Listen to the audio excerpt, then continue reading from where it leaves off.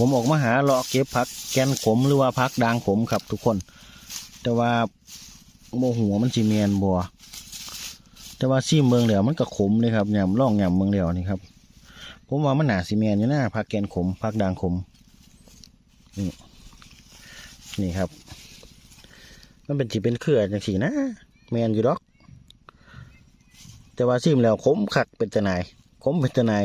ขมคักอีหลีผักแกนขมหรือว่าผักด่างขมเนาะอันนิยมเอาไปออมใส่เว้ยออมใส่กบออมใส่ยังกระสร้างแหละว่าแต่คนมักนี่ต้นหนึ่งชัวแกนขมนี่แหละด่างขมนี่แหละแมนต้นนี่แหละของแท้แมนบ่พี่น้องข้าแมนเมนบอกผมเลยเด้อครับผมกะพึ่งมาหาเก็บใหม่ๆแต่ว่าซิมเบิ่งกะมันก็ขมอยู่ว่ามันแมนแหละ100%เลยล่ะข้าแมนกับเมนบอกผมเนี่ย